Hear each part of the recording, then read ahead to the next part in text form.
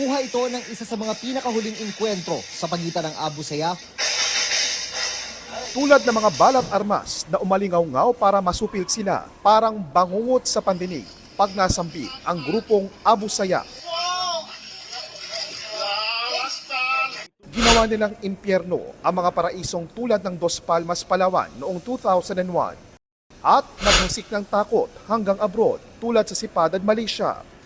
Mula 1991, hindi na mabilang ang buhay na nabuwis dahil sa grupo, kabilang ang ilang pinugutan. Pero sa Sulu, kung saan sila minsang nagbase, may tila pumalit sa dati nilang ingay. Sa isang lugar doon na aking binisita, may ilang sinasanay, hindi para humawak ng armas, kundi para mag-aral. 80 sa kanila ay mga dating miyembro ng Abu Sayyaf na nagbalik loob sa gobyerno. Kasama ilan nilang kaanak, naka-enrolled sila sa Click Mobile Education o Click Me na pinapatakbo ng isang NGO, kaisa ang 11th Infantry Division ng Western Mindanao Command o Westmincom ng Sandatahang Lakas. Dito ko nakilala si Randy, hindi niya tunay na pangalan, na nag-aaral ng ilang basics sa mga software o apps. Nalaman ko na mayroong pera doon, na may magbibigay na pera, ganun. Kaya ako sumali sa ESG group. Sa kalaman ko, doon lang ako makakahanap ng pera sa panggastos ko sa pamilya, ganun. Kaya ako pumasok doon. 13 taon lang si Randy nang matutong humawak ng armas. Pero isang araw, nasugatan siya sa engkwentro nila at ng militar at iniwan ng lider ng kanilang pangkat. Kasi nakakatakot yung buhay na sa loob. Minsan gera, kung may mamamatay, hindi na mapupulot yung iba.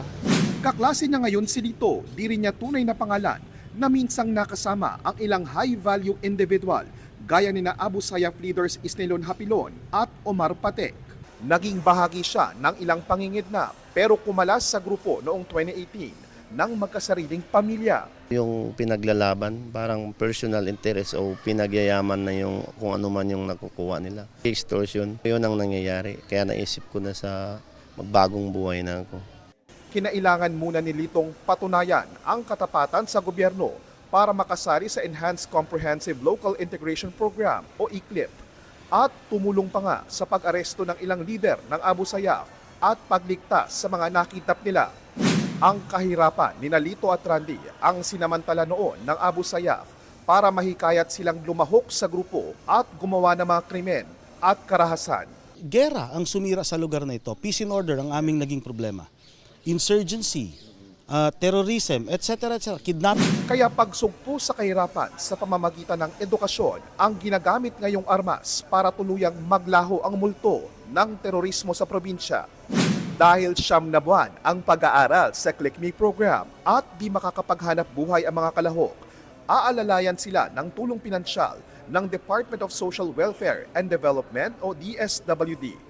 Hindi man natin mapalitan yung income nila, pero the important part is may naiaabot tayo na tulong para to keep them encouraged to continue the program. Batid daw ng DSWD at mga kapartner nilang NGO na wala pa namang katiyakang matutuldukan na ang pagsali ng ilang taga-Sulu sa mga teroristang grupo. Pero ang tiyak daw, isang malinaw na hakbang ang akses sa edukasyon at ang pangakong pangmatagalang tulong para maibsan ang kahirapan para makamit ang tunay na kapayapaan sa probinsya. Click Me ang simula. Pero plano yung dugtungan ng Alternative Learning System o ALS ng Department of Education o DepEd para magkaroon sila ng katumbas ng elementary at high school diploma at makapagkolehiyo kung gugustuhin. Life skills like computer literacy, digital literacy, how to prepare your resume. So itong mga development programs na to will help them become productive members of our society. Bagaman 2023 pa idiniklarang Abu Sayyaf Free ang Sulu, nagsisimula pa lang ang paghilom sa mga dating pugad ng Abu Sayyaf. Sa halos 500 dating miyembrong sumuko at nagbalik loob sa gobyerno, 180 pa lang ang may clearance at naipasok sa ECLIP integration. May ilan kasing nasangkot sa mga krimen at kailangan pa ring managot. Kailangan wala silang cases. So ito yung mga projects or programs na pwede nating mapa-avail sa mga ganitong tao so that they will feel na hindi sila outcasted sa society. Sa ngayon, may 2 pa rin daw nagre-recruit para sa iba't ibang lawless groups na binabantayan ng Westmincom. Imbes na sa kanila lumahok, nire-recruit naman sila ng Westmincom sa mga Citizen Armed Forces Geographical Unit o CAFGU para tumulong sa pagpapanatili ng kapayapaan.